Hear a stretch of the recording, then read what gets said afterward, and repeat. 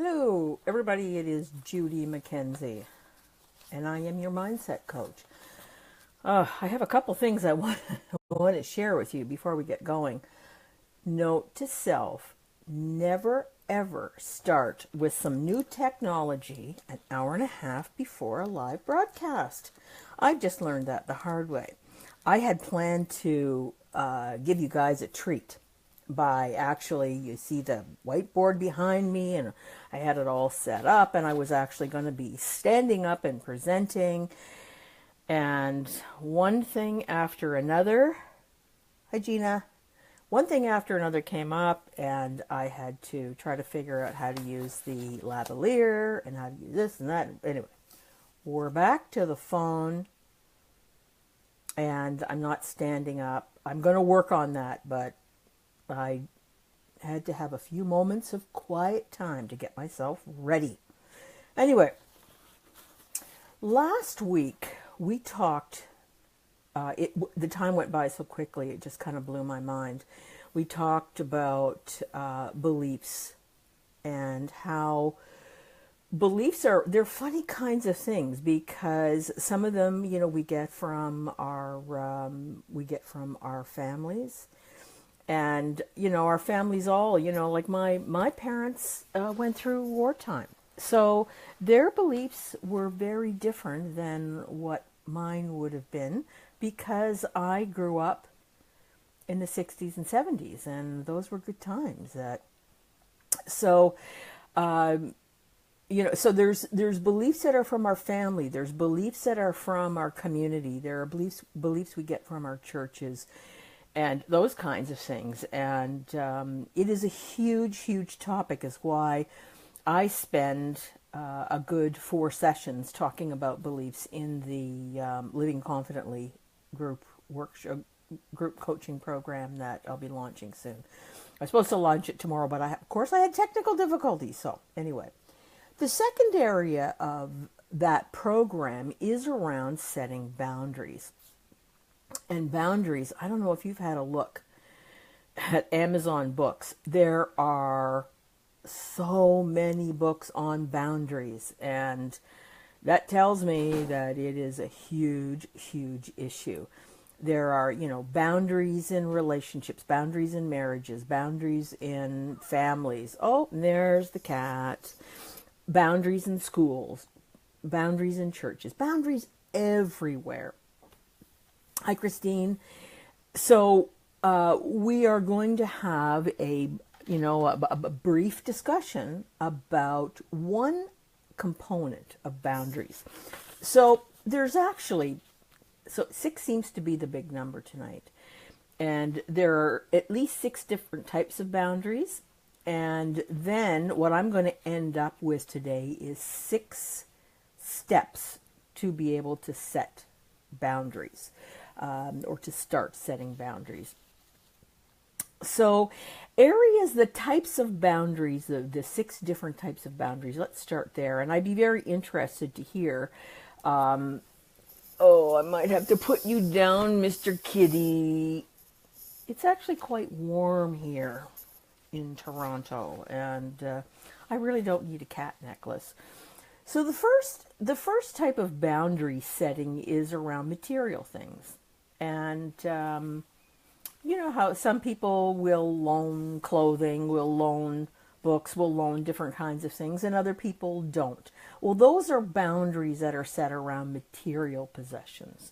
And I'm not going to talk any more about that, because that's not what we're going to be talking about. We're going to be talking about the emotional boundaries. But I just wanted to give you a sense of, of the 6 primary ones. There's more.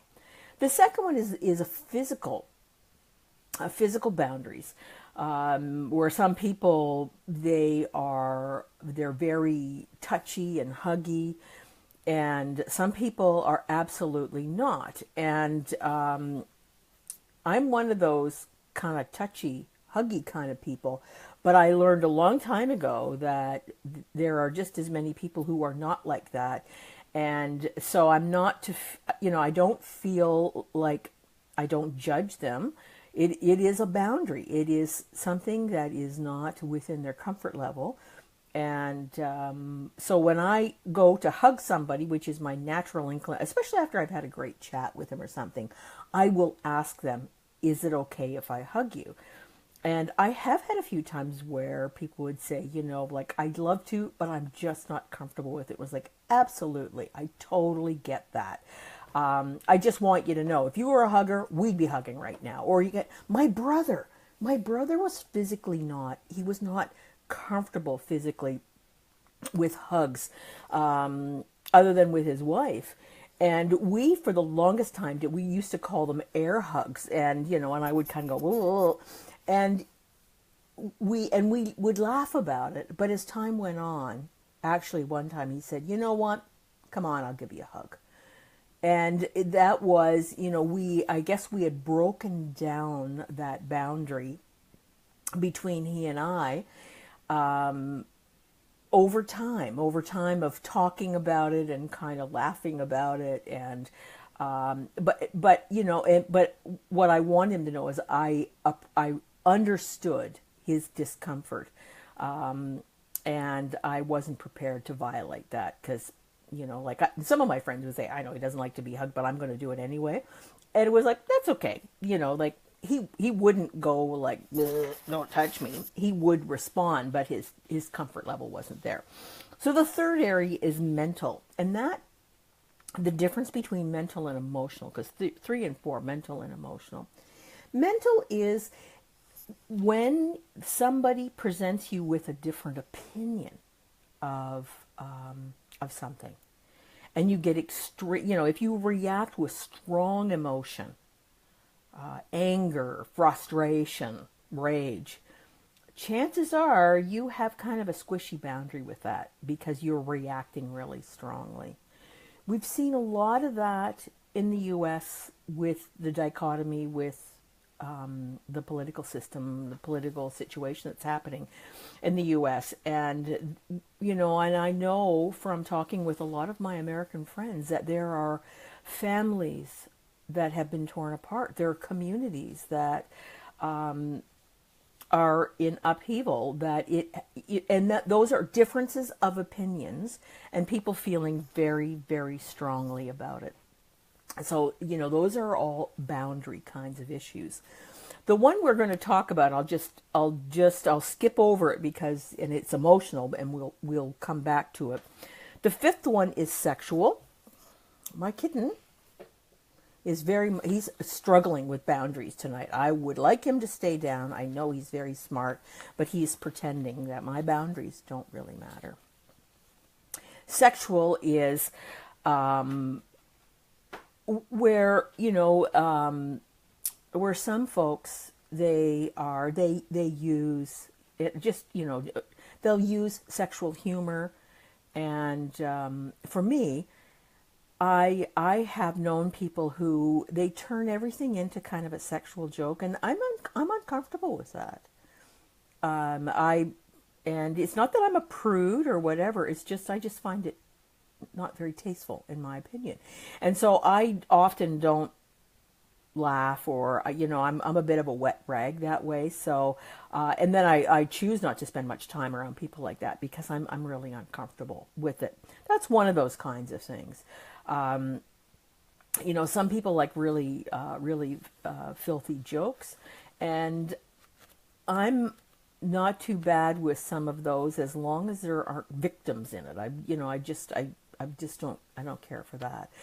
But anyway, everybody has their and sometimes sexual orientation, those kinds of things, that creates boundary issues as well, for some folks, and that is just what it is. Spiritual. I am a very spiritual kind of person, and for many of you who are listening to this, have you ever said, because I've heard myself when I was going through this material, that, oh, I've done that, where, you may think I'm crazy, but I do angel card readings, and they are accurate, and they're good readings. And I sometimes, and it's just, it doesn't stop me from doing it, but I do put a little bit of a disclaimer out there. And so that's a bit of a boundary issue, I think, for me, that I have to, I appreciate that not everybody shares the same beliefs as I do. And for some people, if they were really uncomfortable with me talking about angels, I would pick that up very, very quickly, and I would cease and desist. I don't usually have conversations with people to make them feel uncomfortable, but those are all kind of boundaries. So let's go back right up into the middle one, which is the emotional. So can I give you a recap, and so you can see where I've got these 6. So the first one is material. Second one is physical. Third one is mental. Fourth one is emotional. Fifth one is sexual. Sixth one is spiritual. So those are roughly the general ideas. If anybody else can think of another area where boundaries are, by all means, please, I'd love for you to contribute. So given that, we are going to talk about emotional boundaries, because we all want to have boundaries. Some of us have them. Some of us don't have them. And setting boundaries falls in a continuum, right? Like everything else. There is rigid, I've got my hands here, I just want to keep my microphone handy.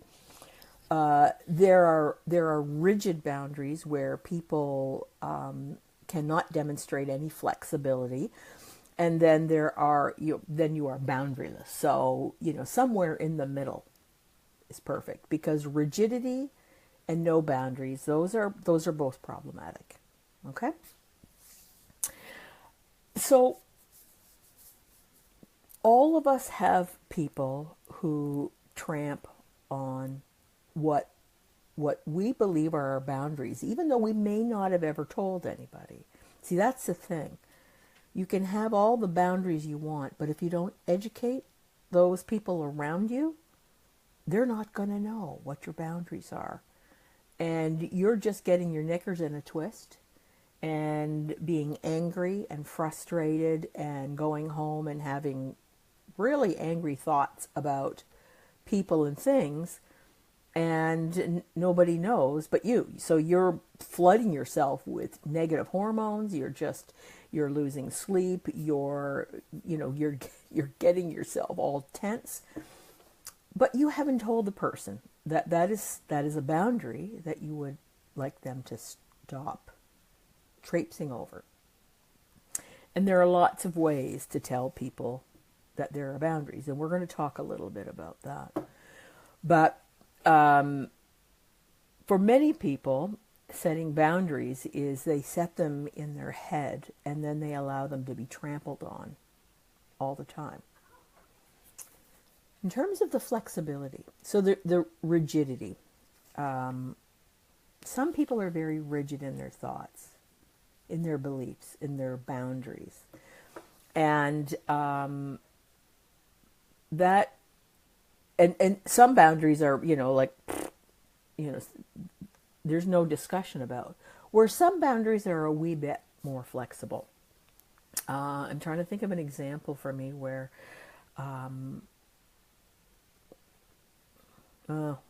maybe one of you have an idea of a boundary that you do have some flexibility on.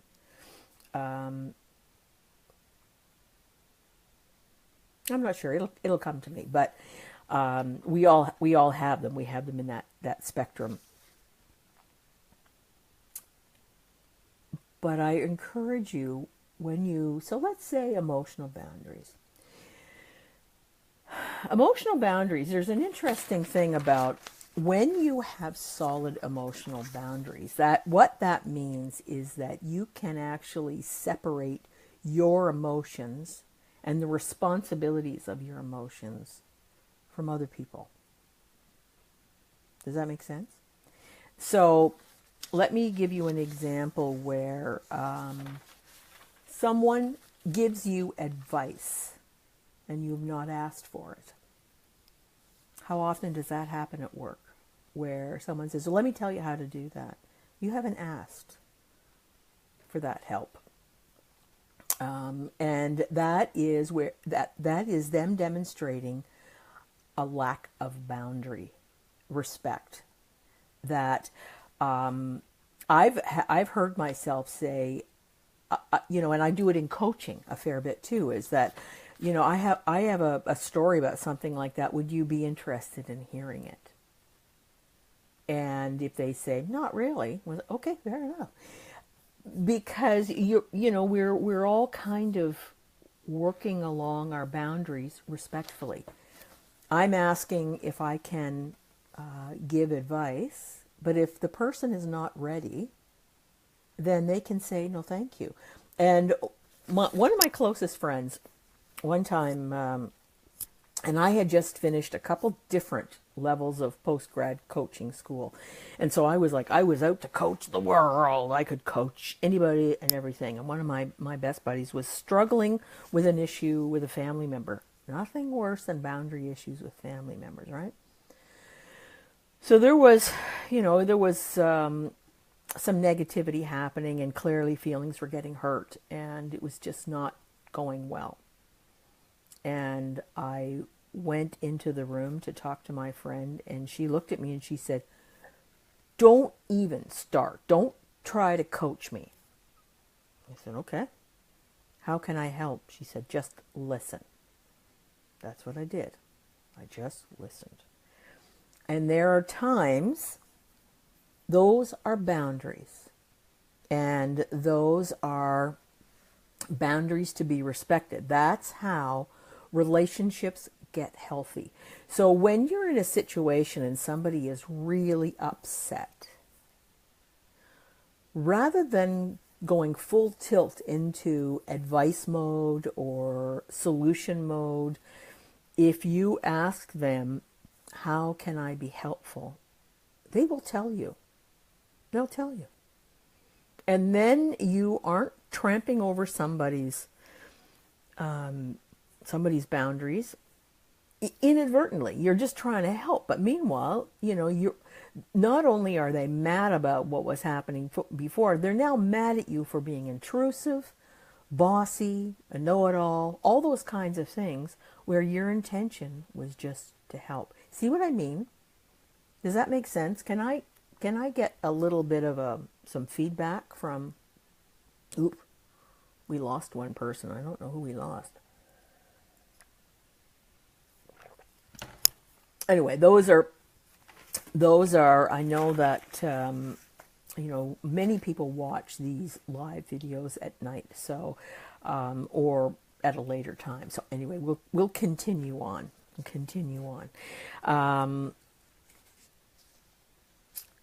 In keeping with setting emotional boundaries, emotional boundaries, they can be in the workplace, they can be in the family, they can be anywhere, and they are everywhere. You have to learn how to progressively set boundaries. Hey, Barb just got in from Ottawa. Cool. Anyway, we're talking about boundaries, Barb, and just touching the tip of the iceberg on that. So I'm aware of the time, and as I promised, there are 6 steps to get yourself in a spot where you can create boundaries and feel good about it. Feel really good about it. Because setting boundaries is a self-caring approach. It is not being selfish. It's not being rigid. It's not being judgmental. It's not being any of those kinds of things. It is recognizing what you value, what you want, what is acceptable to you and what is not acceptable to you, and how to teach those around you what those parameters are. And I'll tell you a little trick in that. Well, not a little trick, but there will be people that will get angry with you. And I know that's one of the biggest fears for people who are afraid to set boundaries, because they are concerned about people being mad at them, and they don't know how to deal with that. Excuse that tail walking by. But I'm going to tell you right now, there will be some people, and as you know, a month or so ago, I talked to you about a relationship that I severed years and years and years ago. But it was around, I needed to put some parameters around that, because I was experiencing a whole bunch of angst, and I thought, I don't need to do that. I'm creating stuff in my head, and I need to stop that. So I just reduced the contact, and that worked out just fine. It bubbled up later when she passed away, and then you have to visit that again. But I am in line with that. So you think about, I know some of you have had to deal with some very tough boundary setting, and sometimes you've actually had to cut people out of your life, and that happens. But when you start to set boundaries, and those who are interested in your well-being and your personal happiness are ones that will work with you in those boundaries, because they don't want to upset you. They don't want to bother with you. It was like when my friend said to me, don't even start with me on the coaching business. How can I help? You can just listen. Yes, I can do that. I've got 2 ears and they are really good. And that's what I did. So I didn't take that as, oh, I'm a really good coach and I could help you and you're not letting me help you and that's not right. You don't need to be feeling all that stuff. Crap. That's crap. That would be me not having good boundaries. And my friend had enough confidence in our relationship to say, I don't want to hear that coaching crap. I want you to just listen, say nothing. There's nothing for you to say. And in relationships, that happens a great deal. We've often heard, that women are from Venus, men are from Mars, or whatever, something like that, where men are very solution focused and women, they want the process. They want to talk about it. And that's why it is, but I don't know if that's men and women anymore. I think it's just how we are, how we've been, how we see ourselves, and I am quicker to ask now with people, how can I be of help? Because I think I have, you have to be very careful when you come from, a therapeutic background or a coaching background, that you don't offer unwanted advice or unwanted feedback or unwanted things too much. You have to be really careful of that because it is the job we do. So asking what is the best way to help is the safe way, and you learn people's boundaries along the way. All right, so the first one, you're realizing your own value. You need to have a real come to Jesus with yourself around, or come to your higher power, whatever it is that you, my kitten is pushing every boundary tonight. What are your hot buttons? What are the things that you can and cannot tolerate? And be very, very clear about that. And be very clear about that with other people. And sometimes you have to draw a line in the sand, and that is okay. There goes a tail. Then it's a good idea to identify who the negative people are in your life, so you can either eliminate them, and if you can't eliminate them, reduce the time that you have with them. But also set your expectations. Know if they are getting into your boundaries. You may have to say things like, when you do that, I often stop listening because it's not helpful. Or, if they start giving you advice, is that, you know what, I would rather, if I need your advice, I would be very comfortable asking you for help. I appreciate your skill set, but right now I'm okay. I'm okay. And when you know what your personal value is, and you know what your boundaries are, it's a whole lot easier to hold your ground, and you don't have to do it negatively or aggressively. You're doing it decisively. And that is, we're going to be talking about some assertiveness stuff next week. Several ways of saying no thank you, or get out of my face, or do those kinds of things, but in a nice kind of way, but still a way. The third thing is I want you to mentally prepare yourself for setting these boundaries. There, as I said earlier, there will be reactions. Don't take them personally. That's their issue. However, you're giving them new information, so they're going to have to digest that, right? So give them a little bit of time. And if they want to talk about it, don't be apologetic. Don't back down. You can say, I know I should have said something earlier. This has been bothering me, but, in fairness to you and to me and our relationship, I would prefer you not do that.